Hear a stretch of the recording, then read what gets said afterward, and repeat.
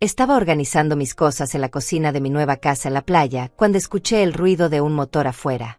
Me asomé por la ventana y no podía creer lo que veía. Ahí estaban ellos, bajándose de un taxi con equipaje suficientes para un mes. Renata y Luciano, mis hijos, después de 12 años de hacerme invisible. 12 años completos, sin una sola invitación para Navidad. 12 años sin una llamada en mi cumpleaños.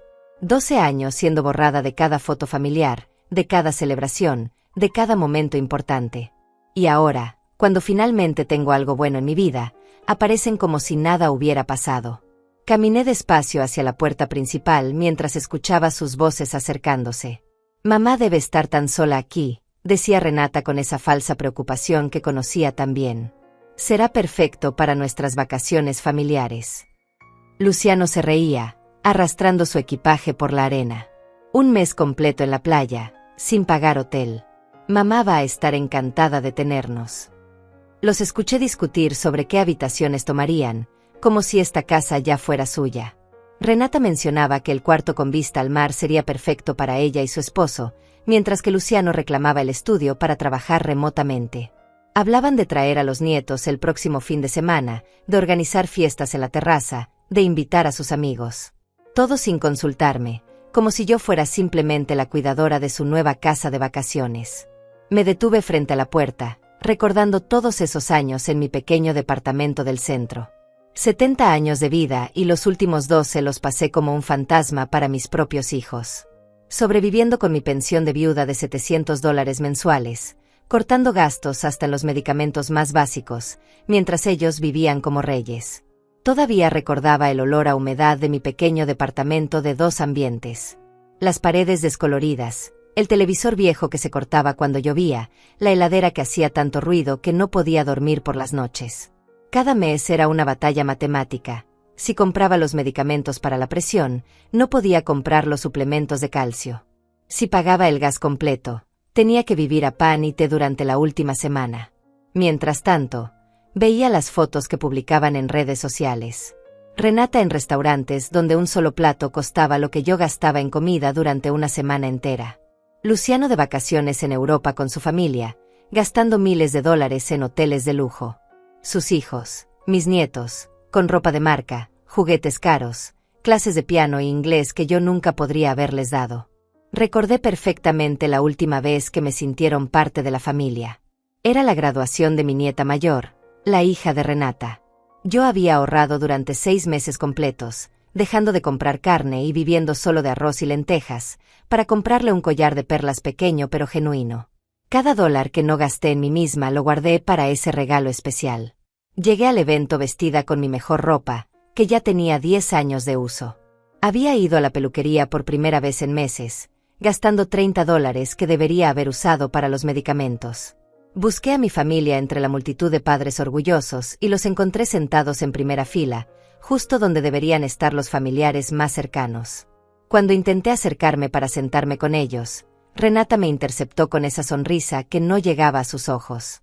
«Mamá, qué bueno que viniste», me susurró, pero inmediatamente agregó, «aquí está reservado para la familia inmediata. Mejor siéntate allá atrás, donde vas a ver mejor». Me señaló las últimas filas, donde estaban sentados conocidos lejanos y algunos padres que habían llegado tarde. Desde mi asiento en la fila 15, vi cómo después de la ceremonia todos se juntaron para las fotos oficiales. Yo esperé mi turno, sosteniendo el regalo envuelto con papel dorado que había comprado en liquidación. Pero nadie me llamó. Vi cómo el fotógrafo profesional tomaba docenas de imágenes de 4 generaciones de la familia, y yo simplemente no existía en ninguna de ellas. Los vi posar sonriendo, Renata y su esposo, Luciano con su mujer, todos los nietos, hasta los padrinos y amigos íntimos fueron incluidos. Pero la abuela, la que había criado a esos padres con tanto sacrificio, la que había trabajado doble turno para darles educación, simplemente no merecía aparecer en esos recuerdos familiares. Cuando finalmente me acerqué para entregar el regalo, mi nieta apenas levantó la vista de su teléfono. «Gracias, abuela», dijo mecánicamente, sin siquiera abrir la cajita. Una de sus amigas le estaba mostrando fotos y eso era mucho más importante que el regalo que su abuela había comprado sacrificando su propia salud. Esa noche llegué a casa con los pies hinchados por los zapatos incómodos y lloré hasta quedarme sin lágrimas. No era la primera vez que me sentía invisible, pero sí fue la vez que entendí con total claridad que esto no era casual ni temporal. Era una decisión deliberada y sistemática de borrarme de sus vidas. La última Navidad a la que me invitaron fue hace exactamente 12 años y 3 meses. Renata había llamado una semana antes, con voz dulce y cariñosa que debería haberme alertado. Mamá, este año vamos a hacer algo diferente. Una cena íntima, solo familia cercana. Nada fancy, solo nosotros compartiendo en casa.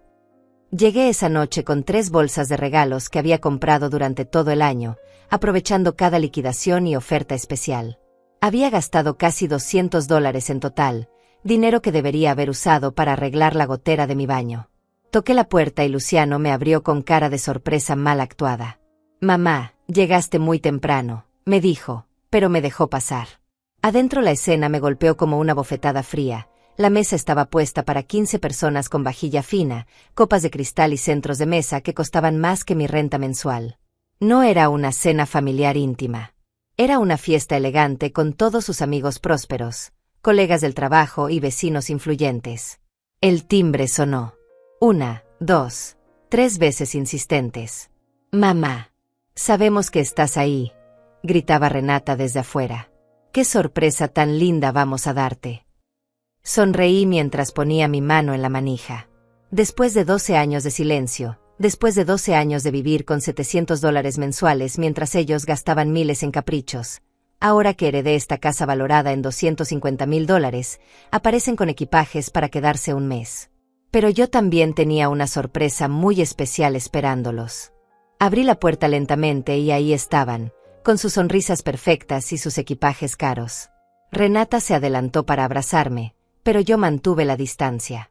Mamá, qué hermosa casa tienes aquí, dijo mirando por encima de mi hombro hacia el interior.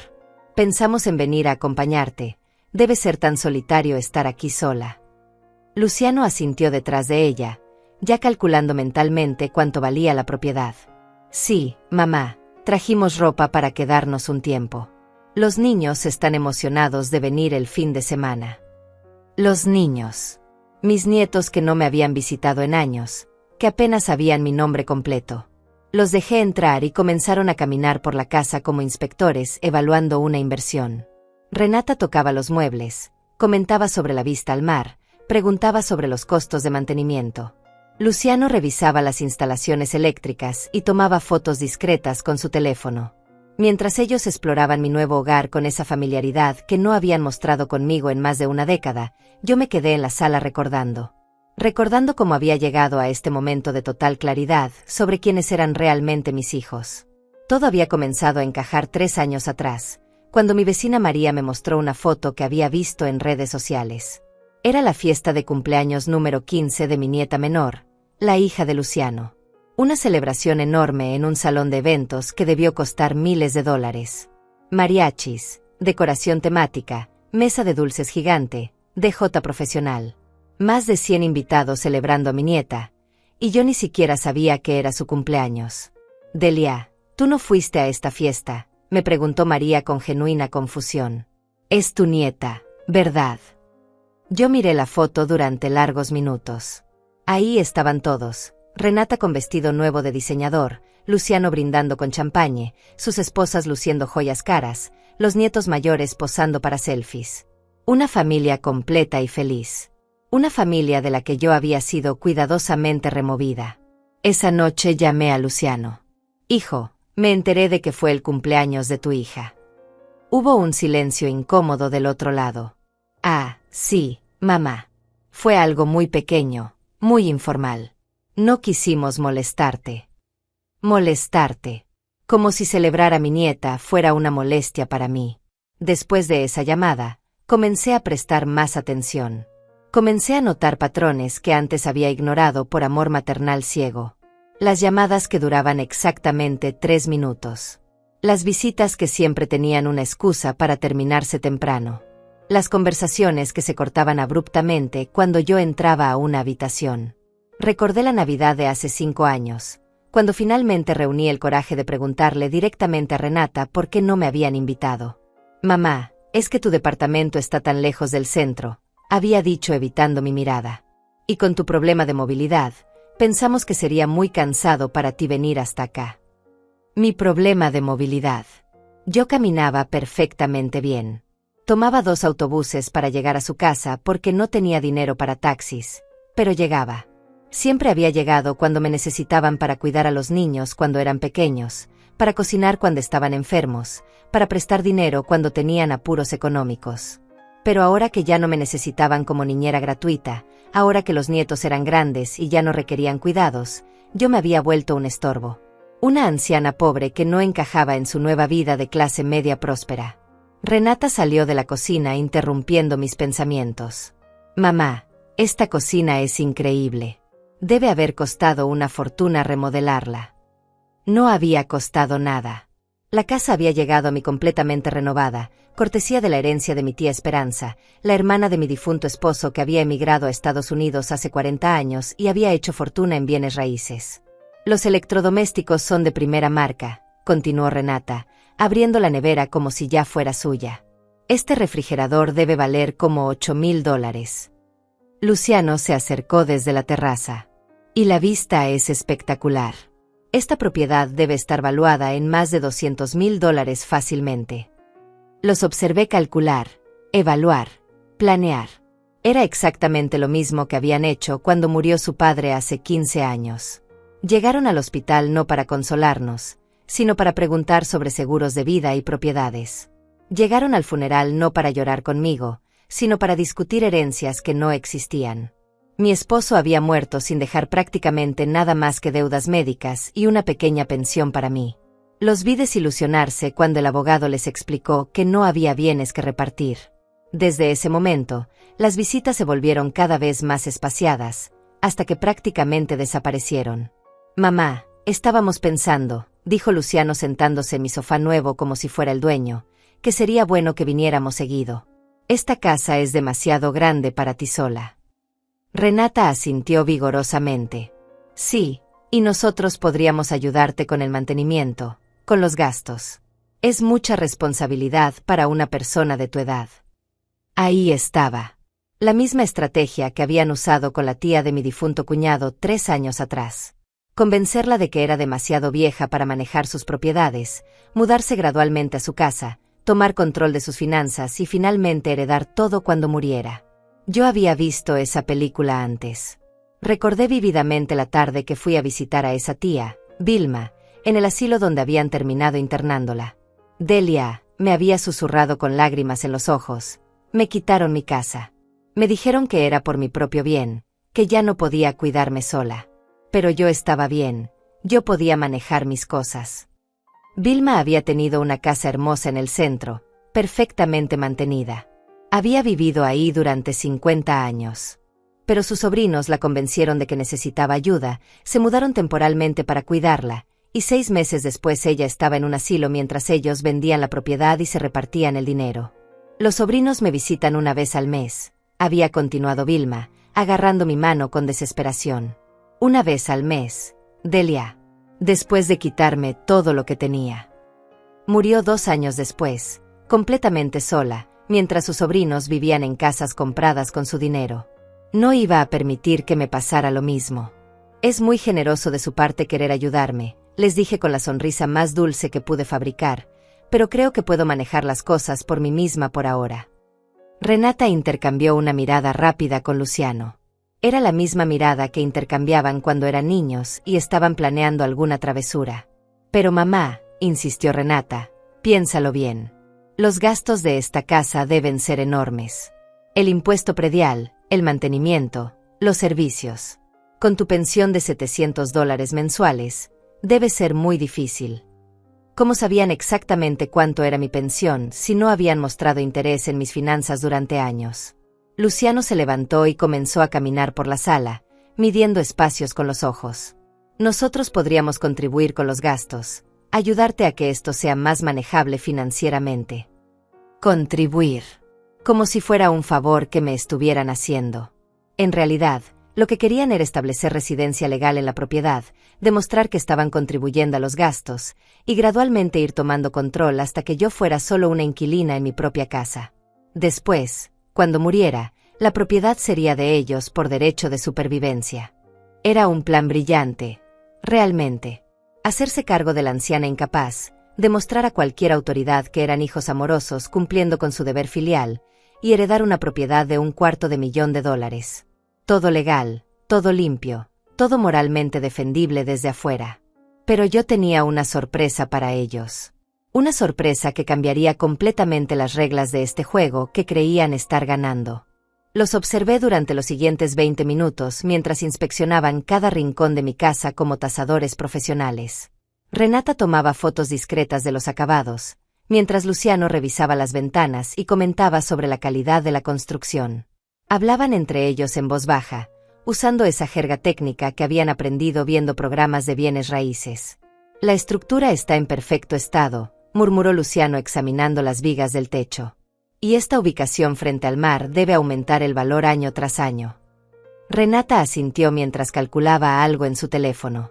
Con el desarrollo turístico que están planeando para esta zona, en 5 años esta propiedad puede llegar a valer $400,000 fácilmente. Me senté en mi silla favorita, la mecedora que había traído de mi antiguo departamento, y dejé que la realidad se asentara completamente en mi mente. Durante 12 años había vivido engañándome, inventando excusas para justificar su ausencia, culpándome por no ser suficientemente interesante o útil para merecer su tiempo. Había pasado incontables noches despierta preguntándome qué había hecho mal como madre. Revisaba cada conversación, cada momento de su infancia, buscando el error fatal que había causado que mis propios hijos me abandonen en mi vejez. Me convencía de que era mi culpa por ser demasiado demandante, demasiado necesitada, demasiado pobre para encajar en su nueva vida. Pero observándolos ahora, viendo cómo evaluaban mi hogar como buitre sobre una carroña, entendí que nunca había sido sobre mí. Era sobre el dinero. Siempre había sido sobre el dinero. Recordé con total claridad el día que Renata me había sugerido que vendiera mi departamento del centro. Mamá, ese lugar se está deteriorando. Estarías mejor en un hogar para ancianos, donde te cuiden apropiadamente. Un hogar para ancianos que costaba $1,200 mensuales, exactamente $500 más de lo que recibía de pensión. Nosotros podríamos ayudarte con la diferencia, había dicho con esa generosidad falsa que ahora reconocía perfectamente. Y el dinero de la venta de tu departamento podría quedarse invertido para tu futuro. Invertido. ¿Bajo la administración de quién? Nunca lo especificó. Mi departamento valía $60,000 en ese momento. Dinero que, según el plan de Renata, debería haber quedado bajo su control mientras yo vivía en un asilo subsidiado por ellos. Dinero que automáticamente se convertiría en su herencia cuando yo muriera, ya que ellos habrían demostrado ser mis cuidadores financieros. Rechacé la propuesta, por supuesto. No porque fuera especialmente astuta, sino porque ese departamento pequeño y humilde era lo único que me quedaba de mi vida con su padre. Era el lugar donde habíamos sido felices, donde los había criado, donde tenía mis recuerdos. No estaba lista para venderlo y mudarme a morir entre extraños. Esa decisión marcó el punto final de cualquier contacto regular conmigo. Las llamadas se volvieron aún más espaciadas. Las visitas desaparecieron completamente. Yo me convertí oficialmente en la madre terca que se negaba a tomar decisiones sensatas sobre su futuro. Mamá, ¿podríamos ver las habitaciones?, preguntó Renata interrumpiendo mis pensamientos. Para planear mejor cómo organizarnos durante nuestra estadía. Su estadía. Como si ya fuera un hecho consumado que se quedarían aquí el tiempo que quisieran. Los guié por el pasillo hacia las 3 habitaciones de la casa. Renata inmediatamente reclamó la habitación principal con vista al mar. Esta será perfecta para Esteban y para mí, declaró abriendo las cortinas para evaluar la vista. Y cuando vengamos con los niños, ellos pueden quedarse en las otras 2 habitaciones. Luciano revisó el baño principal y silbó de admiración. Esta ducha debe haber costado $5,000. Todo es de primera calidad. Se dirigió hacia la habitación que había escogido como su oficina temporal. Aquí podré trabajar perfectamente. Tengo que cerrar algunos negocios importantes este mes y necesito concentración total. Los escuché planear su invasión de mi espacio personal mientras yo permanecía callada, asimilando la magnitud de su descaro. Hablaban de traer muebles adicionales, de instalar mejor internet, de organizar reuniones de trabajo en mi terraza. Hablaban de mi casa como si fuera un resort privado que habían reservado para sus vacaciones. «Mamá, necesitamos hablar sobre los gastos», dijo Luciano cuando regresamos a la sala. Se sentó frente a mí con esa expresión seria que usaba cuando quería parecer responsable y maduro. «Esta casa debe generar costos enormes. Nosotros queremos contribuir de manera justa mientras estemos aquí». Renata sacó una calculadora de su bolso. Hicimos algunos cálculos básicos en el taxi. Entre impuestos prediales, servicios, mantenimiento y seguros, esta propiedad debe costar mínimo $2,000 mensuales mantenerla. Me miró con preocupación teatral. «Eso es 3 veces tu pensión, mamá. No es sostenible a largo plazo». Ahí estaba la estrategia en desarrollo. Primero, establecer que la casa era financieramente imposible para mí. Segundo, ofrecerse como salvadores generosos dispuestos a ayudar. Tercero, gradualmente tomar control de las decisiones financieras. Cuarto, convertirse en copropietarios de facto. Quinto, heredar todo cuando yo muriera. Nosotros podríamos hacernos cargo de todos los gastos fijos, continuó Luciano. Y a cambio, podríamos usar la casa durante las vacaciones escolares y algunos fines de semana. Sería un arreglo beneficioso para todos. Beneficioso para todos. Especialmente para ellos. También podríamos ayudarte a organizar mejor tus finanzas, agregó Renata con esa voz maternal que usaba cuando quería manipular a alguien. Poner todo bajo una administración más profesional, quizás establecer un fideicomiso para tu protección futura. Un fideicomiso. La herramienta legal perfecta para quitarme el control de mis propios bienes mientras mantenían la apariencia de protegerme. Una vez establecido el fideicomiso con ellos como administradores, yo perdería toda autoridad sobre mi propia propiedad. Ellos podrían tomar cualquier decisión en mi mejor interés, incluyendo vender la casa y usar el dinero para pagar mi cuidado en una institución.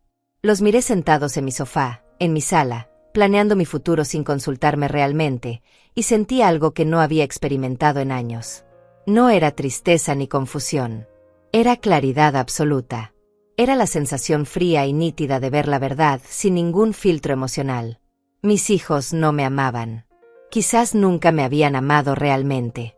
Yo había sido útil mientras necesitaban crianza, educación, apoyo emocional y cuidado gratuito de niños. Pero una vez que establecieron sus propias vidas y familias, yo me convertí en una carga inconveniente. No era que fueran malas personas necesariamente.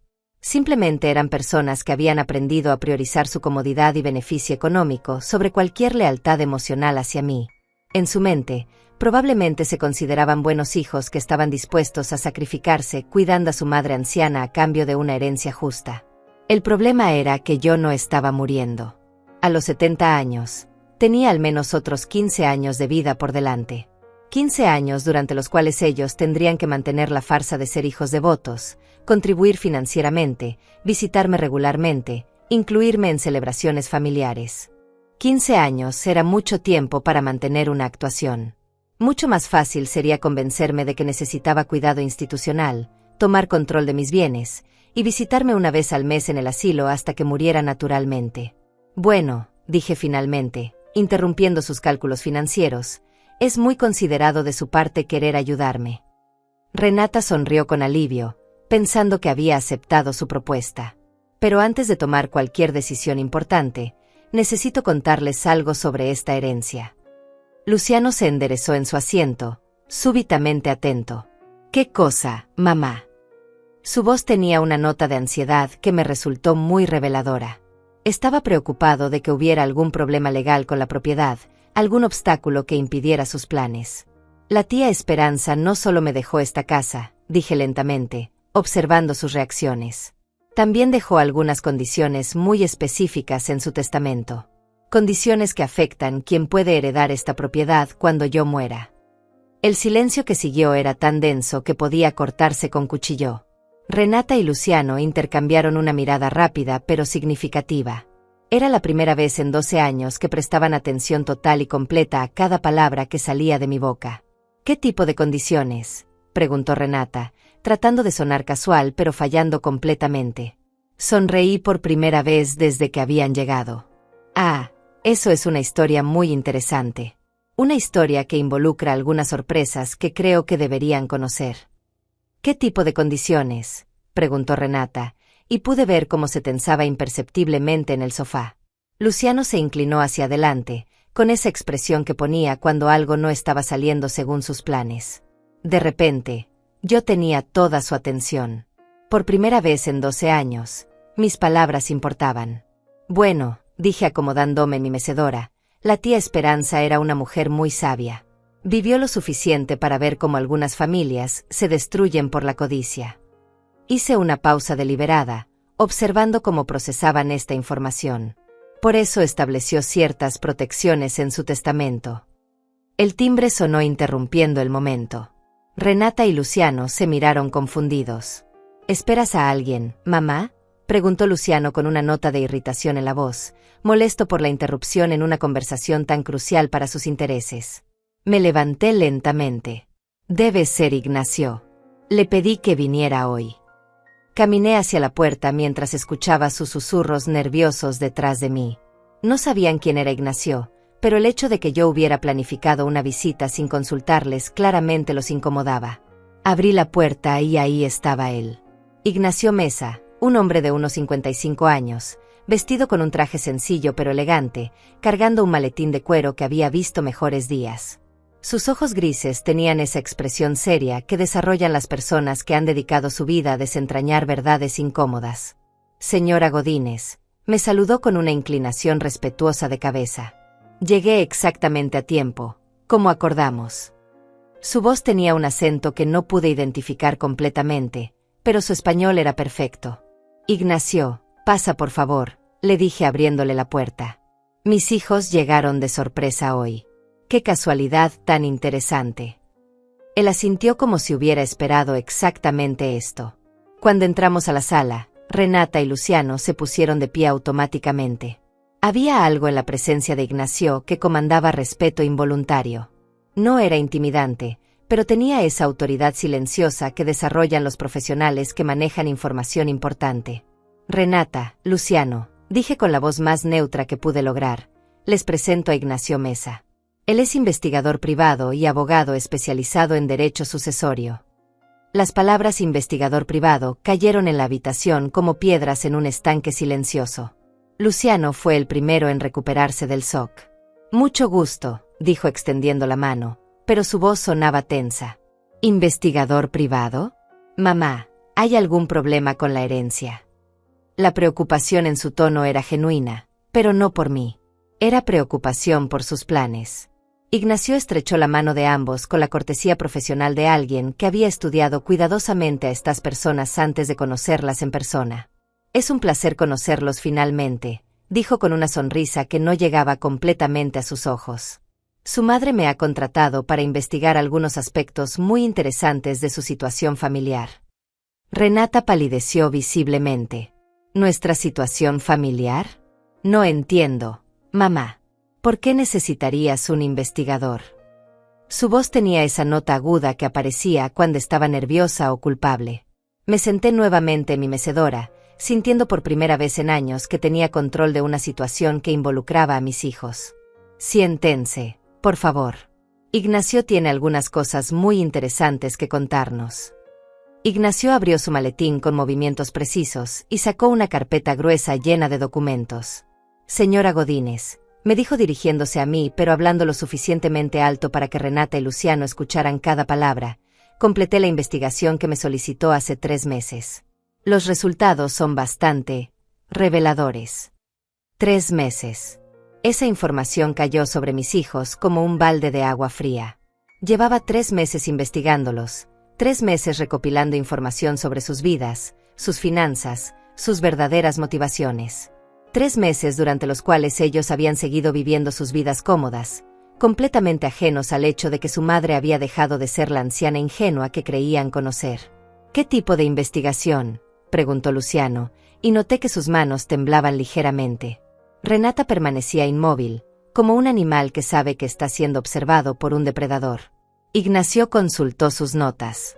Su madre me pidió que investigara varios aspectos de su relación familiar durante los últimos 12 años.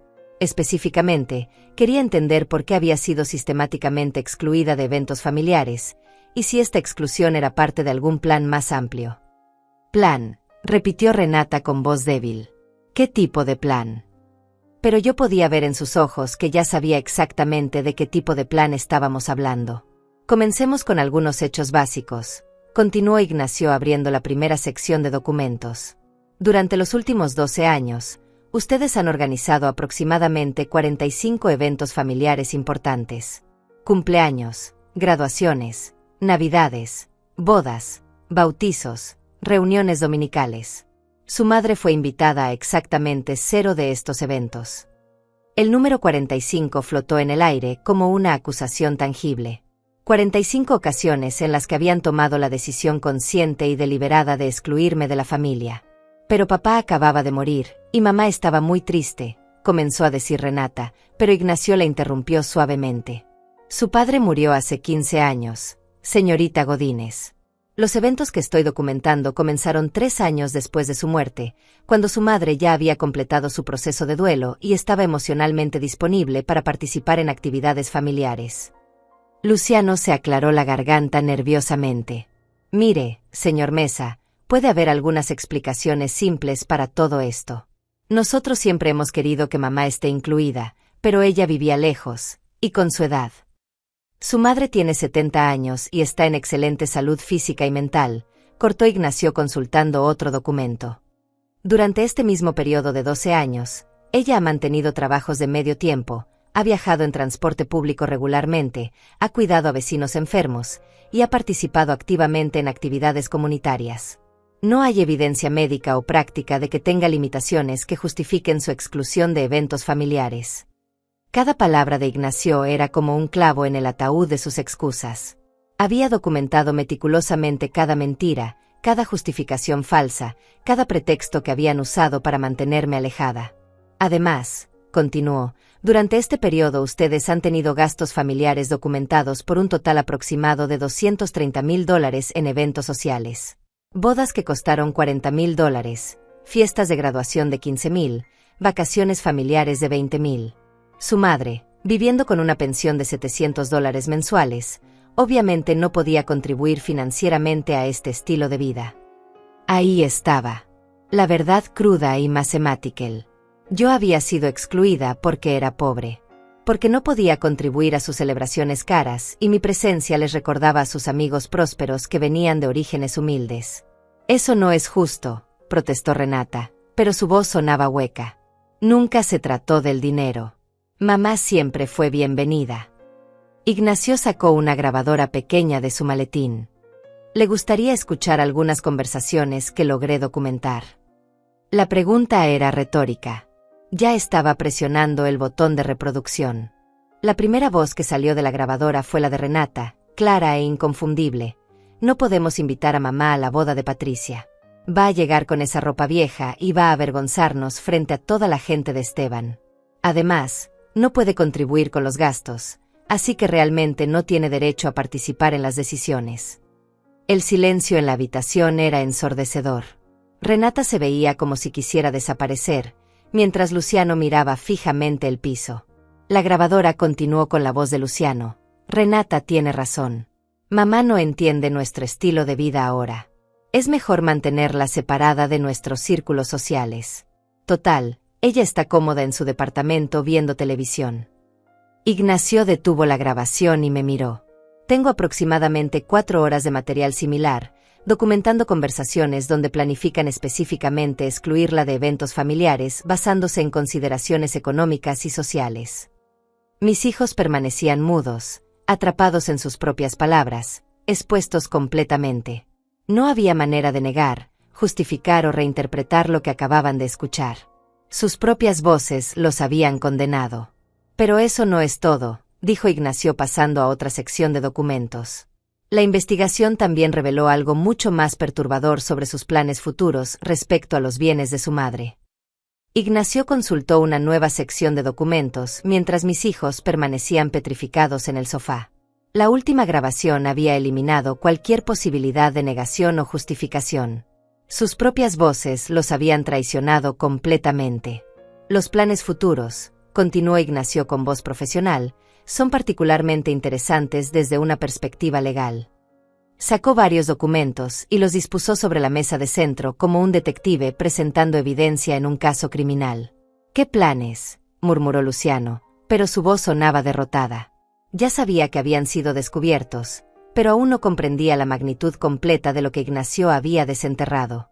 «Comencemos con la consulta legal que ustedes realizaron hace 8 meses con el abogado Marco Chávez», dijo Ignacio leyendo de sus notas. «Específicamente sobre procedimientos para declarar incapacidad mental de un adulto mayor y obtener tutela legal sobre sus bienes». Renata ahogó un grito involuntario. Luciano cerró los ojos como si eso pudiera hacer desaparecer la realidad de lo que estaba escuchando. «Según los registros que obtuve del despacho del señor Chávez», continuó Ignacio implacablemente, «ustedes consultaron sobre los pasos necesarios para demostrar que una persona de 70 años era mentalmente incompetente para manejar sus propios asuntos financieros». «Eso fue solo una consulta preventiva», tartamudeó Renata. «En caso de que mamá desarrollara demencia o algo así en el futuro». Pero incluso mientras hablaba, podía ver que sabía cómo sonaban sus palabras. Ignacio sacó una grabadora diferente. ¿Le gustaría escuchar la grabación de esa consulta legal? El señor Chávez, muy profesionalmente, graba todas sus consultas para protegerse legalmente. Presionó el botón y la voz de Luciano llenó la habitación. «Necesitamos saber qué se requiere para demostrar que nuestra madre no puede tomar decisiones financieras responsables. Ella se niega a vender su departamento y mudarse a un lugar más apropiado para su edad. Es terca y toma malas decisiones». La voz del abogado respondía: «Para obtener tutela involuntaria, necesitarían evidencia médica de incapacidad mental, testimonios de comportamiento irresponsable, y demostrar que la persona representa un peligro para sí misma financieramente». Entonces se escuchó la voz de Renata: «¿Y si heredara propiedades significativas? Eso cambiaría el proceso». La respuesta del abogado era clara: si una persona incapacitada hereda bienes sustanciales, la tutela se vuelve más urgente. Los tutores tendrían la responsabilidad de proteger esos activos, incluyendo la autoridad para vender propiedades si es necesario para el cuidado del pupilo. Ignacio detuvo la grabación. El silencio que siguió era tan denso que parecía sólido. Mis hijos habían sido atrapados no solo excluyéndome de la familia, sino planificando activamente quitarme mi autonomía legal y robar mis bienes. Esa consulta fue hace 8 meses, observé en voz alta. 4 meses antes de que yo recibiera la herencia de la tía Esperanza. Los miré directamente a los ojos por primera vez desde que habían llegado. ¿Cómo sabían que iba a heredar algo? Luciano abrió la boca, pero no salió sonido alguno. Renata se había puesto completamente pálida, como si toda la sangre hubiera drenado de su rostro. «Ah, esa es otra parte muy interesante de la investigación», dijo Ignacio pasando a otra sección de documentos. «Resulta que ustedes habían estado monitoreando la salud de Esperanza Godínez durante más de 2 años. Sacó fotografías y registros telefónicos. Llamadas regulares al asilo donde vivía la señora Esperanza. Consultas con el personal médico sobre su condición. Incluso visitaron a un abogado especializado en testamentos para preguntarle sobre los procedimientos de herencia cuando alguien muere sin hijos directos. Esperanza no tenía hijos», continuó, «pero tenía sobrinos políticos. Según la ley, si ella moría sin testamento, sus bienes se distribuirían entre los familiares más cercanos del lado de su difunto esposo. Eso incluía a la viuda de su sobrino, su madre». La imagen se volvía cada vez más clara y siniestra. Mis hijos habían estado esperando que la tía Esperanza muriera para que yo heredara, planeando desde el principio cómo quitarme esa herencia a través de un proceso de tutela legal. Pero había un problema con su plan, dijo Ignacio con la primera sonrisa genuina que había mostrado desde su llegada. La señora Esperanza sí dejó testamento. Un testamento muy específico y muy bien pensado. Renata y Luciano se enderezaron súbitamente, como marionetas jaladas por cuerdas invisibles. Esta era información nueva, algo que no habían anticipado en sus cálculos. El testamento de Esperanza Godínez, continuó Ignacio sacando un documento oficial, no solo le deja esta propiedad a su madre.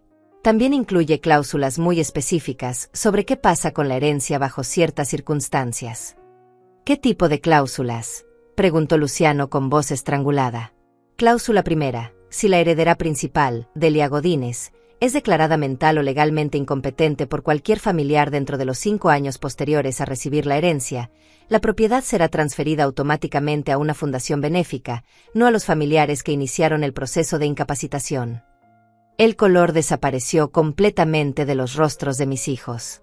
Su plan perfecto no solo había sido anticipado, sino saboteado desde la tumba por una mujer que nunca habían conocido pero que los había comprendido perfectamente. Cláusula segunda, continuó Ignacio: si la heredera principal es presionada, manipulada o coaccionada para vender la propiedad o transferir su control a familiares, y esto puede ser demostrado legalmente, la transferencia será nula y la propiedad pasará igualmente a la fundación benéfica. Cláusula tercera: si la heredera principal es sistemáticamente excluida de eventos familiares importantes antes de recibir la herencia, pero súbitamente incluida después de recibirla, esto será considerado evidencia de motivación monetaria por parte de la familia, y activará automáticamente las protecciones anteriores. Cada cláusula era como una bofetada legal. La tía Esperanza había anticipado exactamente el tipo de personas que eran Renata y Luciano, y había diseñado su testamento para protegerme de ellos. «¿Cómo es eso posible?», susurró Renata. Ella no nos conocía. Nunca nos había visto. «Ah, pero sí los conocía», dijo Ignacio consultando otra sección de documentos. Esperanza Godínez había estado investigándolos durante los últimos 3 años de su vida. Contrató sus propios investigadores privados para entender exactamente qué tipo de familia tenía su sobrina política. Sacó fotografías y reportes. Esperanza sabía sobre cada evento familiar del que habían excluido a su madre. Conocía sus gastos excesivos, sus consultas legales, sus planes para el futuro. Por eso diseñó un testamento tan específico. Pero hay más, agregó, y pude ver que disfrutaba este momento tanto como yo. Esperanza también dejó instrucciones específicas para que un investigador monitoreara el comportamiento de la familia después de que Delia recibiera la herencia. Yo soy ese investigador. Durante los últimos 6 meses, he estado documentando cada movimiento, cada conversación, cada plan que han hecho respecto a esta propiedad. La llegada de ustedes hoy, con equipajes para quedarse un mes, después de 12 años de no visitarla nunca, es evidencia perfecta de lo que Esperanza anticipó. Luciano se puso de pie súbitamente. Esto es ridículo. No pueden probarnos nada ilegal. Solo vinimos a visitar a nuestra madre. Pero su voz sonaba desesperada, no convincente. Siéntese, señor Godínez, dijo Ignacio con autoridad tranquila. Porque aún no hemos llegado a la parte más interesante de esta historia. La parte sobre lo que realmente pasó hace 12 años, y por qué su comportamiento hacia su madre cambió tan dramáticamente. Renata agarró el brazo de Luciano, obligándolo a sentarse nuevamente. Ambos parecían prisioneros esperando una sentencia, y en cierto modo, eso era exactamente lo que eran. Verán, dijo Ignacio organizando una nueva pila de documentos, el cambio en su tratamiento hacia su madre no fue gradual ni natural. Fue súbito y calculado. Y tengo evidencia de exactamente qué lo causó. El cambio en su comportamiento hacia su madre, continuó Ignacio organizando cuidadosamente los documentos finales, ocurrió exactamente 3 semanas después de una conversación muy específica que tuvieron con un consejero financiero llamado Juárez Dainais. Renata intercambió una mirada de pánico con Luciano. Claramente recordaban esa conversación, y claramente no esperaban que alguien más la conociera. El señor Dainais les explicó algo muy interesante sobre planificación de herencias y responsabilidades financieras familiares, dijo Ignacio sacando una grabación diferente. Específicamente, les informó que tener padres ancianos dependientes podía afectar negativamente su calificación crediticia y su capacidad de obtener préstamos importantes. Presionó el botón de reproducción y la voz de un hombre mayor llenó la habitación. Si ustedes se convierten en los cuidadores oficiales de su madre, eso afectará su perfil financiero. Los bancos considerarán esos gastos potenciales al evaluar préstamos para casas más grandes, negocios, inversiones importantes. La voz de Renata respondía, pero si mantenemos cierta distancia, si ella se mantiene independiente oficialmente, eso no nos afecta, ¿verdad? Correcto, confirmaba el consejero. Mientras no sean legalmente responsables de sus gastos médicos o de manutención, su situación financiera personal permanece intacta. De hecho, es mejor mantener esa separación hasta que llegue el momento de heredar. Ignacio detuvo la grabación. Esa conversación cambió todo, ¿verdad? De repente se dieron cuenta de que tener una madre dependiente era un pasivo financiero, no solo una responsabilidad emocional. Eso no significa que dejáramos de amarla, protestó Luciano débilmente, pero las palabras sonaban huecas incluso para él. ¿Amor?, repetí, y por primera vez desde que habían llegado, dejé que mi dolor se convirtiera en algo más fuerte. ¿Ustedes llaman amor a 12 años de silencio? ¿Llaman amor a planear declararme mentalmente incompetente? ¿Llaman amor a aparecer aquí con equipajes el mismo día que descubren que tengo una propiedad valiosa? Ignacio consultó sus notas finales. Después de esa consulta con Dainais, el patrón de exclusión comenzó inmediatamente. Pero no fue solo negligencia. Fue una estrategia deliberada de distanciamiento diseñada para proteger sus intereses financieros mientras mantenían la posibilidad de heredar en el futuro.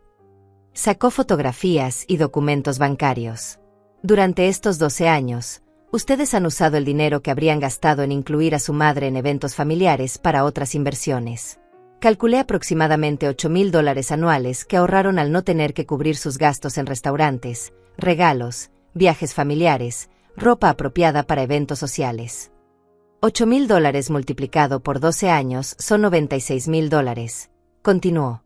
Dinero que invirtieron en mejoras a sus casas, educación privada para sus hijos, y un fondo que destinaron específicamente para gastos legales futuros relacionados con el cuidado de ancianos.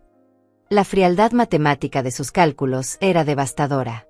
Habían cuantificado exactamente cuánto dinero valía mi exclusión de sus vidas. Pero la parte más perturbadora, dijo Ignacio mirándolos directamente, es que documentaron todo esto. Llevaron registros precisos de cuánto dinero ahorraban manteniéndola alejada, justificándolo como planificación financiera responsable para el futuro de sus propias familias. Renata comenzó a llorar silenciosamente. No eran lágrimas de arrepentimiento, sino de frustración por haber sido atrapada. Luciano simplemente miraba el piso, derrotado. Ahora entiendo por qué llegaron hoy con equipajes para un mes, dije levantándome de mi mecedora. No vinieron a visitarme. Vinieron a establecer residencia, a demostrar que son hijos devotos que cuidan de su madre anciana. Vinieron a ejecutar la siguiente fase de su plan de 12 años. Mamá, por favor, comenzó a decir Renata, pero la interrumpí. ¿Por favor qué? ¿Por favor olvide 12 años de cumpleaños solos? ¿Por favor ignore que planearon declararme loca para robar mi herencia? Por favor actúe como si nada hubiera pasado ahora que tengo algo que ustedes quieren. Me dirigí hacia la cocina, necesitando un momento para procesar todo lo que había escuchado. Aunque había contratado a Ignacio y sabía que la verdad sería dolorosa, escuchar la evidencia completa de su traición era abrumador. Durante 12 años había vivido culpándome, preguntándome qué había hecho mal como madre. Había revisado cada conversación, cada momento de su infancia, buscando el error que había causado que me abandonaran. Me había convencido de que era mi culpa por ser demasiado pobre, demasiado simple, demasiado inadecuada para su nueva vida próspera. Pero no había sido culpa mía. Había sido una decisión comercial fría y calculada. Yo había sido eliminada de sus vidas como se elimina un gasto innecesario de un presupuesto familiar. Regresé a la sala llevando una bandeja con café. Era un gesto automático de hospitalidad que había aprendido de mi propia madre, pero también me daba tiempo para organizar mis pensamientos. Ignacio, dije sirviéndole una taza, ¿qué recomiendas legalmente en esta situación? Mi voz sonaba más calmada de lo que me sentía por dentro. Las opciones son claras, respondió aceptando el café. Pueden intentar contestar las acusaciones y explicar su comportamiento, aunque la evidencia es bastante concluyente. O pueden reconocer lo que han hecho y discutir cómo proceder de aquí en adelante. Renata se enderezó súbitamente. ¿Proceder cómo? ¿Qué significa eso? Había una nota de esperanza desesperada en su voz, como si pensara que aún podía salvar algo de la situación. Significa, dije sentándome nuevamente, que tienen que decidir si quieren seguir siendo mis hijos o si prefieren continuar siendo extraños que comparten mi apellido. Por supuesto que queremos ser tus hijos, dijo Luciano rápidamente. Todo esto es un malentendido terrible.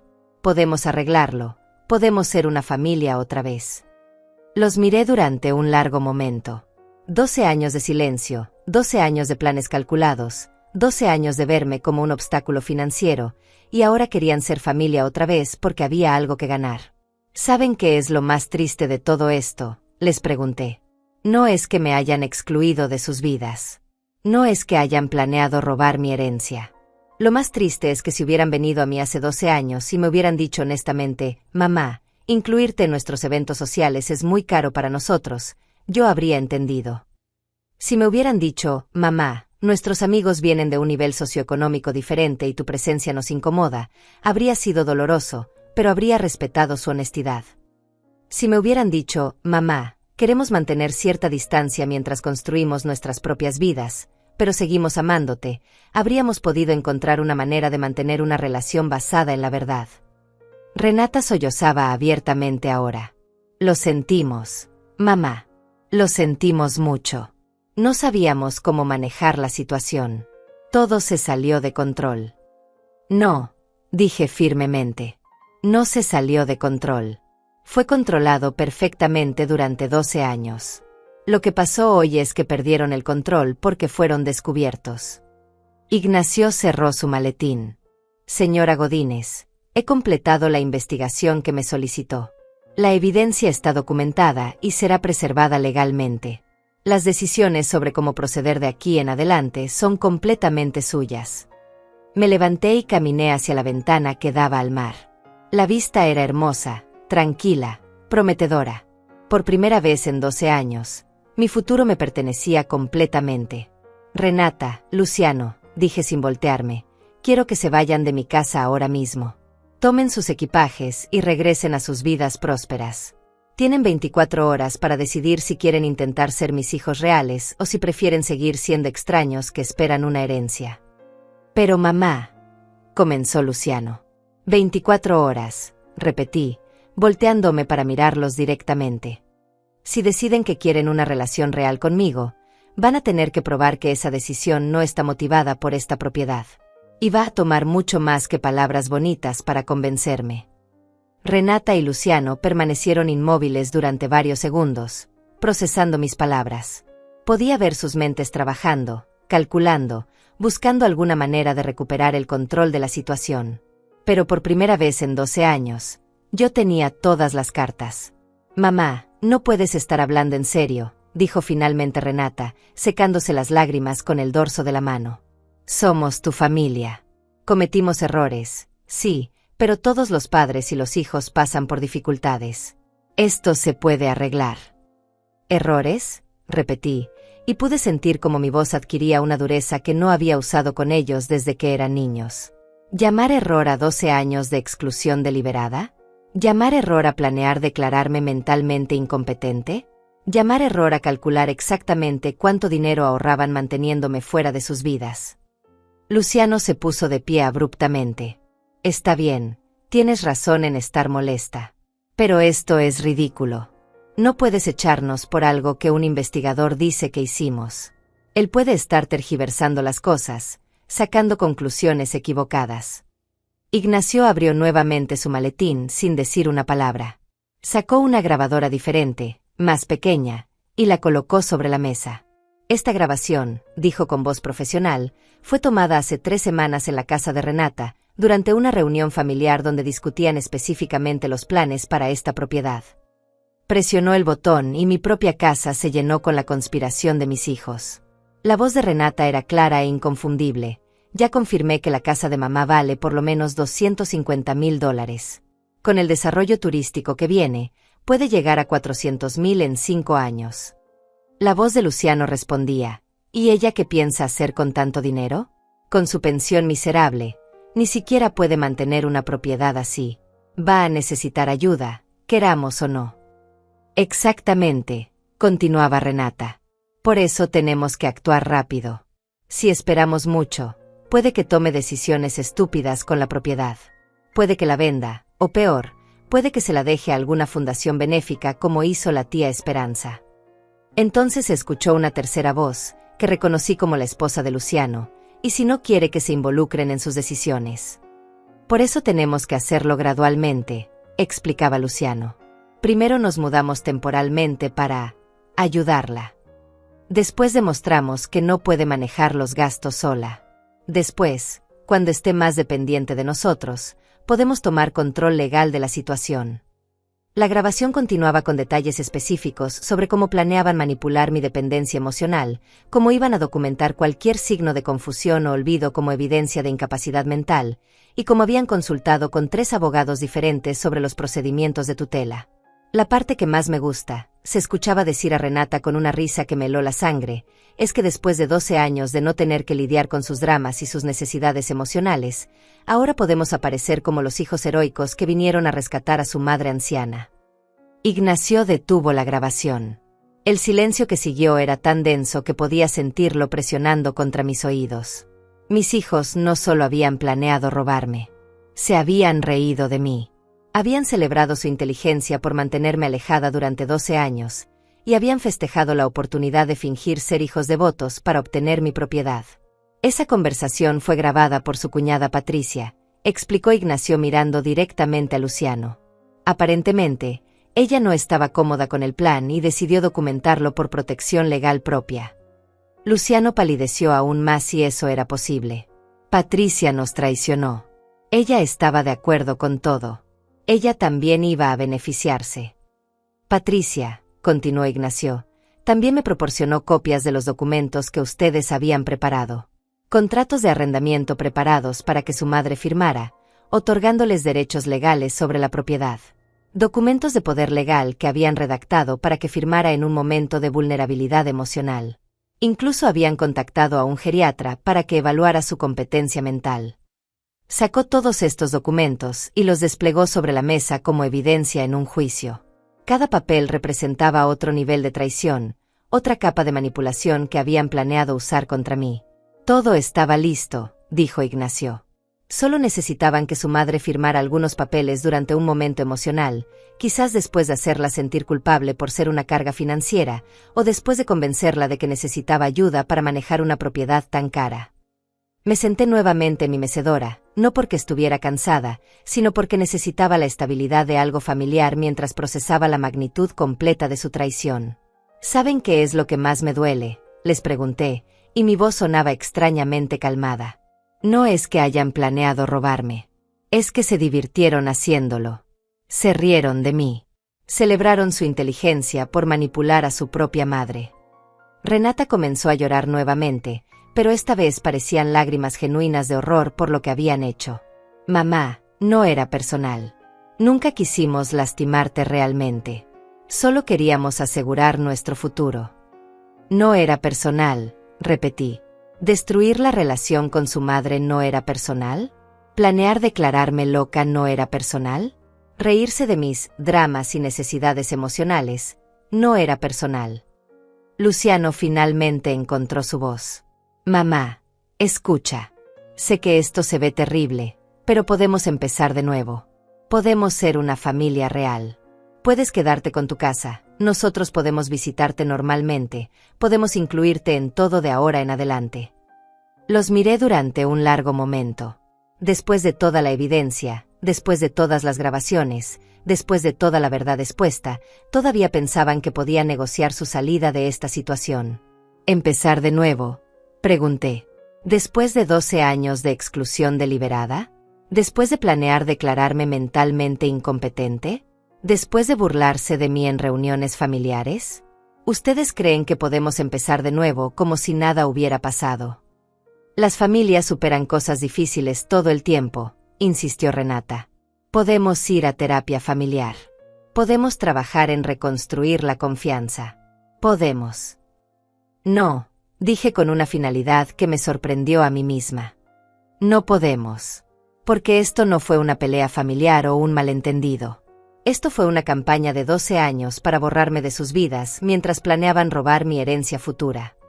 Me levanté y caminé hacia donde habían dejado sus equipajes junto a la puerta. Quiero que se vayan ahora mismo.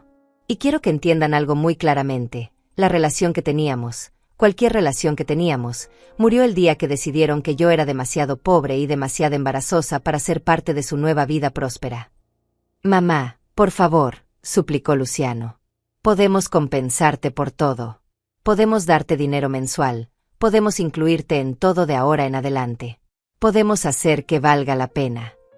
Hacer que valga la pena, repetí. ¿Ustedes creen que su amor es algo que se puede comprar? ¿Creen que 12 años de soledad y humillación se pueden compensar con dinero e invitaciones falsas ahora que tengo algo que ustedes quieren? Ignacio guardó todos los documentos en su maletín. Señora Godínez, quiere que proceda con las acciones legales que discutimos. Renata y Luciano lo miraron con terror. Claramente no sabían qué acciones legales habíamos discutido, pero podían imaginar que no serían favorables para ellos. Todavía no, respondí. Primero quiero darles la oportunidad de irse con dignidad. Pero si intentan cualquier tipo de manipulación legal o emocional en el futuro, si aparecen aquí sin invitación, si intentan contactar abogados para desafiar las cláusulas del testamento de Esperanza, entonces sí procederemos con todo el peso de la ley. Caminé hacia la puerta y la abrí. 24 horas. Repetí. Si en 24 horas quieren intentar ser mis hijos reales, no los hijos que esperan una herencia, entonces podremos hablar. Pero será bajo mis términos, con total honestidad, y con la comprensión de que tendrán que ganar mi confianza desde cero. Renata y Luciano tomaron sus equipajes lentamente, como condenados caminando hacia su ejecución. En la puerta, Renata se volteó una última vez. Mamá, te amamos. Siempre te hemos amado. Solo, cometimos errores terribles. Los miré a los ojos, estos hijos que había criado con tanto sacrificio, que había amado incondicionalmente, que había extrañado desesperadamente durante 12 años de silencio. Si me hubieran amado, dije finalmente, nada de esto habría pasado. Y cerré la puerta. Después de que se fueron, me quedé de pie junto a la puerta cerrada durante varios minutos, escuchando el sonido del motor del taxi que se alejaba. Era un sonido final, como el punto al final de una oración muy larga que había estado escribiéndose durante 12 años. Ignacio guardaba silenciosamente sus documentos, respetando mi necesidad de procesar lo que acababa de suceder. Cuando finalmente me volteé hacia él, vi comprensión genuina en sus ojos. No era la primera vez que había sido testigo de la destrucción de una familia por la codicia. ¿Se siente mejor ahora que sabe la verdad?, me preguntó con gentileza. No lo sé, respondí honestamente.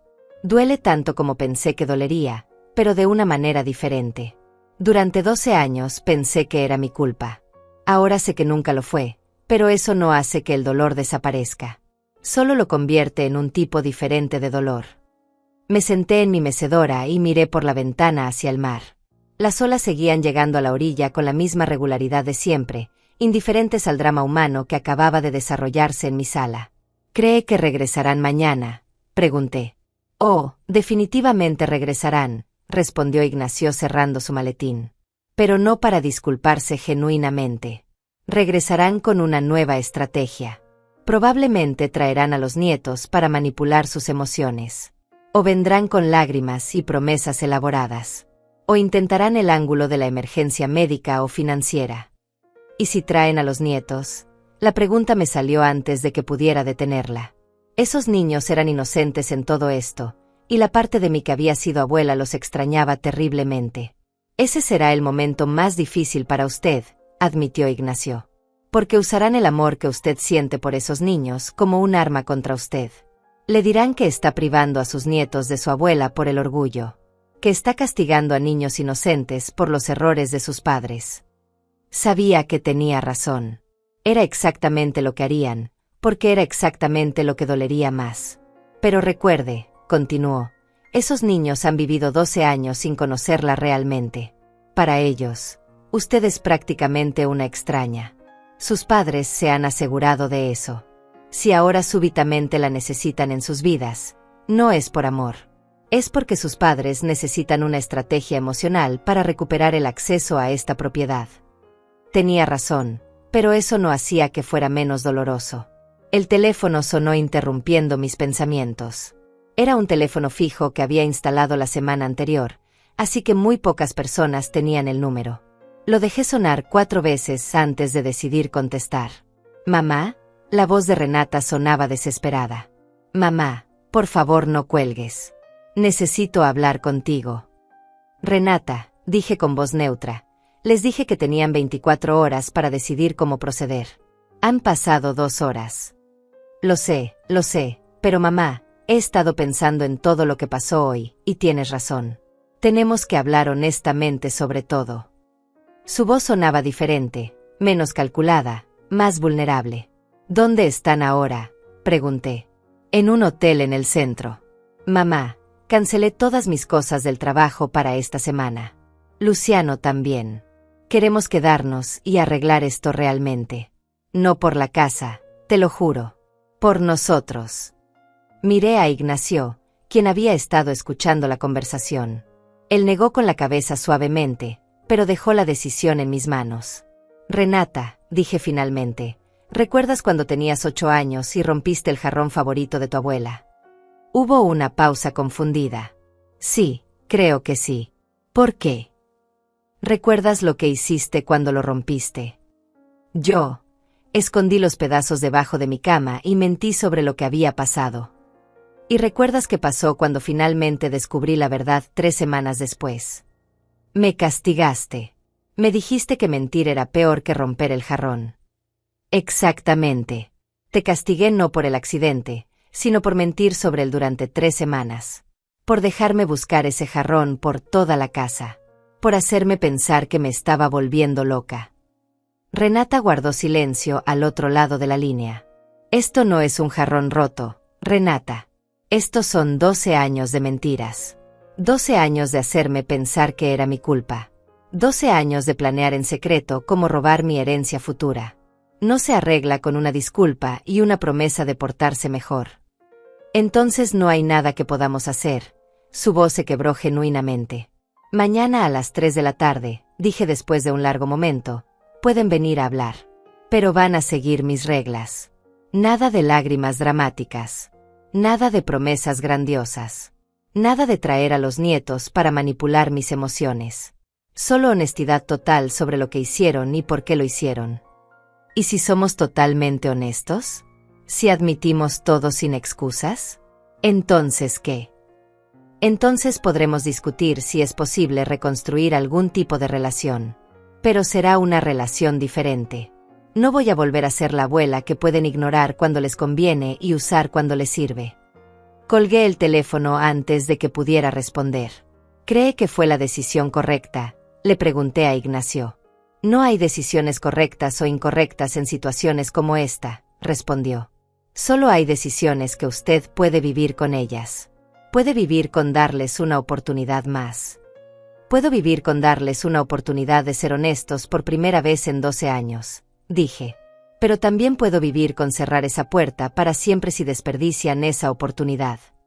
Ignacio asintió y se dirigió hacia la puerta. Estaré disponible mañana si me necesita. Y señora Godínez, lo que hizo hoy requirió mucho coraje. Muchas personas en su situación habrían elegido fingir que nada había pasado con tal de tener a su familia de vuelta. Después de que se fue, me quedé sola en mi casa nueva, rodeada del silencio del mar. Era un silencio diferente al silencio de mi departamento viejo.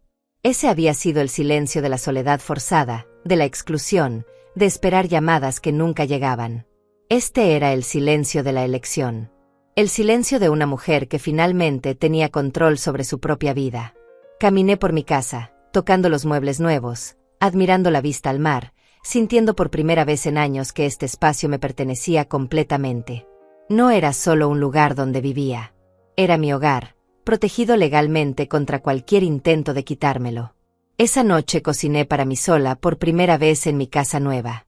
Una cena simple pero satisfactoria, comida sin prisa, sin la ansiedad constante que había marcado mis comidas durante 12 años. No había nadie más para quien cocinar, pero tampoco había nadie cuya aprobación necesitara. Mientras lavaba los platos, pensé en los años que tenía por delante. A los 70 años, con buena salud y una casa pagada, tenía la oportunidad de construir una vida nueva. Una vida basada en relaciones genuinas, no en obligaciones familiares falsas o manipulación emocional. Quizás mis hijos encontrarían la manera de ser honestos mañana. Quizás podríamos construir algo nuevo sobre los escombros de lo que había sido destruido. O quizás no. Pero por primera vez en 12 años, mi felicidad no dependía de esa decisión. El teléfono sonó nuevamente cerca de las 10 de la noche. Esta vez era Luciano. Mamá, solo quería decirte que tienes razón. En todo. Y que mañana vamos a ser completamente honestos contigo, aunque eso signifique que nos odies para siempre. No los odio, dije sorprendiéndome a mí misma por la verdad de esas palabras. Estoy profundamente decepcionada. Estoy herida. Estoy furiosa. Pero no los odio. Eso significa que hay esperanza. Significa que mañana descubriremos si ustedes son capaces de ser las personas que pensé que había criado, o si van a seguir siendo las personas en las que se convirtieron. Después de colgar, me senté en mi terraza mirando las estrellas reflejándose en el agua oscura. Mañana sería otro día difícil. Pero hoy había sido el día en que finalmente recuperé mi dignidad. Y eso, decidí, era suficiente por ahora. Al día siguiente, a las 3 en punto exactamente, sonó el timbre. Los había estado observando desde la ventana durante los últimos 10 minutos mientras caminaba nerviosamente por la playa frente a mi casa, claramente ensayando lo que iban a decir. Cuando abrí la puerta, se veían diferentes. Renata tenía los ojos hinchados, como si hubiera llorado toda la noche. Luciano parecía haber envejecido 10 años en 24 horas. Ninguno de los dos llevaba equipajes esta vez. Puntualidad, observé. Es un buen comienzo. Se sentaron en el mismo sofá donde habían estado ayer, pero ahora parecían visitantes incómodos en lugar de invasores confiados. El cambio en la dinámica era palpable. Antes de que digan cualquier cosa, comencé, quiero establecer las reglas de esta conversación. Primera regla, nada de excusas. No quiero escuchar sobre presiones sociales, problemas financieros, malos consejos, o cualquier otra justificación. Segunda regla, responsabilidad total. Quiero escuchar exactamente lo que hicieron y por qué lo hicieron, sin minimizar nada. Tercera regla, nada de promesas sobre el futuro hasta que hayamos terminado de discutir el pasado. Ambos asintieron silenciosamente. ¿Quién quiere empezar?, pregunté. Renata tomó una respiración profunda. Yo empecé todo, dijo con voz quebrada. Después de que papá murió y no quedó herencia, me sentí engañada. Como si hubiéramos cuidado de ustedes toda la vida y no tuviéramos nada que mostrar por ello. Continúa, dije sin ofrecer consuelo ni juicio. Cuando conocí a Esteban y vi cómo vivía su familia, me avergoncé de nuestros orígenes. De tu departamento pequeño, de tu ropa modesta, de que no pudieras contribuir financieramente a eventos sociales. Las lágrimas comenzaron a caer, pero su voz permaneció firme. Decidí que era más fácil crear una nueva versión de nuestra familia, una donde tú no existías. Luciano tomó el relevo. Yo seguí su ejemplo porque era más cómodo. No tenía que explicar por qué mi madre vivía con $700 mensuales cuando yo acababa de comprar una casa de $200,000. No tenía que sentirme culpable por no ayudarte financieramente cuando gastaba más en un fin de semana de lo que tú tenías en un mes. ¿Y los planes para declararme mentalmente incompetente?, pregunté directamente. Renata cerró los ojos como si las palabras le causaran dolor físico. Eso fue idea mía también. Cuando supimos que ibas a heredar la casa, me aterroricé pensando que podrías hacer algo irresponsable con el dinero, como donarlo a caridad o algo así. Pensé que si teníamos control legal sobre tus decisiones, podríamos proteger la herencia para la familia. Para ustedes, corregí. Podían proteger la herencia para ustedes. Sí, admitió. Para nosotros. Los miré durante un largo momento.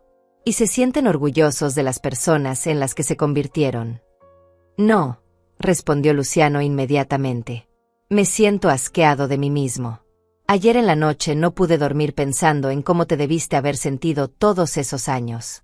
Pensando en todos los cumpleaños que pasaste sola mientras nosotros celebrábamos con gente que ni siquiera nos importa realmente. ¿Qué los cambió?, pregunté. ¿Qué los hizo decidir que querían intentar arreglar esto? Renata se limpió los ojos. Anoche le conté a mi hija mayor todo lo que había pasado. Todo. Le dije que habíamos excluido a su abuela durante 12 años porque éramos unos snobs egoístas. Su voz se quebró completamente. ¿Sabes lo que me dijo? Esperé en silencio. Me dijo que ahora entendía por qué nosotros somos tan superficiales con ella también. Que ahora entendía por qué siempre estamos preocupados por las apariencias y el dinero. Me preguntó si cuando ella sea vieja, nosotros también la vamos a descartar si no encaja en nuestras vidas perfectas. El silencio que siguió era denso con implicaciones. Sus propios hijos habían reconocido el patrón de comportamiento que habían aprendido de sus padres. ¿Y eso los asustó?, pregunté. Me aterrorizó, admitió Renata. Porque me di cuenta de que no solo había perdido a mi madre. Había enseñado a mis hijos que el amor es condicional, que la familia es desechable cuando se vuelve inconveniente. Luciano se enderezó en su asiento. Mamá, sabemos que no hay excusa para lo que hicimos. Sabemos que 12 años de daño no se arreglan con una conversación. Pero queremos intentar ser mejores personas. No por la herencia, no por quedar bien, sino porque finalmente entendemos lo que perdimos. ¿Qué perdieron?, les pregunté.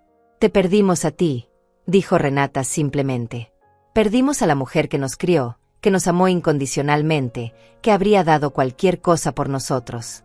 La cambiamos por la aprobación de extraños y por una comodidad que al final no nos hizo más felices. Me levanté y caminé hacia la ventana. Durante 12 años había soñado con este momento, con escucharlos admitir lo que habían hecho y pedirme perdón. Pero ahora que estaba sucediendo, me di cuenta de que el perdón no era algo que podía dar instantáneamente solo porque finalmente habían dicho las palabras correctas. ¿Saben cuál es la parte más difícil de todo esto?, les pregunté sin voltearme. No es que me hayan lastimado. Es que me hicieron dudar de mi propia realidad durante 12 años. Me convencí de que era mi culpa, de que era demasiado demandante, demasiado pobre, demasiado aburrida para merecer su amor. Lo sentimos, susurró Luciano. Lo sentimos tanto. ¿Saben lo que significó para mí descubrir la verdad ayer?, continué. Significó entender que no estaba loca. Que mi instinto de que algo estaba mal era correcto. Que no era una madre defectuosa que había fallado en criar hijos cariñosos. Me volteé para mirarlos. Pero también significó aceptar que los hijos que crié, los hijos que amé, ya no existen. Fueron reemplazados por extraños que comparten su ADN pero no sus valores. ¿Eso significa que no hay esperanza?, preguntó Renata con voz pequeña. Significa que tendríamos que empezar completamente de nuevo, dije regresando a mi mecedora. No como madre e hijos, sino como personas que se están conociendo por primera vez. Personas que tienen que ganar la confianza y el respeto de las otras personas. Estamos dispuestos a hacer eso, dijo Luciano rápidamente. ¿Están dispuestos a hacerlo sin ninguna garantía de que funcione?, pregunté. ¿Están dispuestos a hacer el trabajo emocional durante años, sabiendo que quizás nunca recuperemos lo que se perdió? Ambos asintieron. ¿Y están dispuestos a hacerlo sabiendo que esta casa, mi dinero, mi herencia, nunca será de ustedes? Que no importa cuánto tiempo inviertan en reconstruir nuestra relación, no van a heredar nada automáticamente. Renata vaciló por un momento, y pude ver la lucha interna en sus ojos. Pero finalmente asintió. Sí, porque me di cuenta de que prefiero tener una madre viva que me respete, a una herencia de una madre muerta que me odiaba. Muy bien, dije después de un largo momento. Entonces estas son mis condiciones. Primera, van a ir a terapia familiar, no conmigo, sino entre ustedes y sus propios hijos. Necesitan arreglar el daño que han causado en su propia familia antes de que puedan arreglar el daño conmigo. Segunda, van a tomar clases de manejo financiero y van a crear presupuestos reales para sus familias. Quiero que entiendan el valor del dinero antes de que vuelvan a tomar decisiones basadas en la codicia. Tercera, van a hacer trabajo voluntario durante 6 meses en un asilo o centro de cuidado para ancianos. Quiero que vean de primera mano lo que significa ser viejo y vulnerable en una sociedad que descarta a las personas mayores. Cuarta, van a escribirme una carta cada semana durante un año. No cartas pidiendo perdón, sino cartas contándome quiénes son realmente, qué están aprendiendo, cómo están cambiando. Quiero conocer a las personas en las que se están convirtiendo. Y quinta, Después de un año de cumplir con estas condiciones, si ambos queremos intentarlo, podremos empezar a construir una relación nueva. Lentamente, con honestidad total, sin expectativas. Se miraron el uno al otro, procesando la magnitud de lo que les estaba pidiendo. ¿Y si no podemos cumplir con alguna de estas condiciones?, preguntó Luciano. Entonces sabremos que no estaban realmente listos para cambiar, respondí.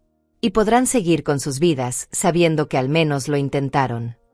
Renata se puso de pie. Mamá, vamos a hacer todo eso. Todo. Te lo prometo. No me prometas nada, dije levantándome también. Solo háganlo. Las promesas de ustedes han perdido todo su valor para mí. Los acompañé hasta la puerta. En el umbral, Luciano se volteó una última vez. ¿Te veremos durante este año?, preguntó. Si cumplen con las condiciones que establecí, tal vez nos crucemos ocasionalmente en actividades de voluntariado, dije. Pero no va a haber cenas familiares, no va a haber celebraciones, no va a haber pretender que somos una familia feliz mientras ustedes trabajan en convertirse en mejores personas. Después de que se fueron, me senté en mi terraza con una taza de café, mirando el sol ponerse sobre el mar. No sabía si volverían. No sabía si cumplirían con mis condiciones. No sabía si alguna vez podríamos reconstruir algo parecido a una relación madre-hijos. Pero por primera vez en 12 años, eso estaba bien. Había recuperado mi dignidad. Había recuperado mi poder. Había recuperado la certeza de que merecía amor genuino, no manipulación disfrazada de afecto familiar. El teléfono sonó interrumpiendo mis pensamientos. Esta vez era mi vecina Clara, invitándome a cenar con su familia mañana. Me encantaría, respondí, y me di cuenta de que lo decía en serio. Mientras colgaba, pensé en todas las relaciones genuinas que podía construir en los años que tenía por delante. Amistades reales, basadas en afecto mutuo y respeto. Contribuciones a mi comunidad que importaran. Una vida construida sobre mis propios términos. Y quizás, solo quizás, algún día mis hijos encontrarían la manera de merecer un lugar en esa vida nueva. Pero si no lo hacían, estaría bien también. Porque finalmente había aprendido la lección más importante de todas, que el amor propio no es egoísmo, es supervivencia. Y después de 70 años de vida, finalmente había elegido sobrevivir.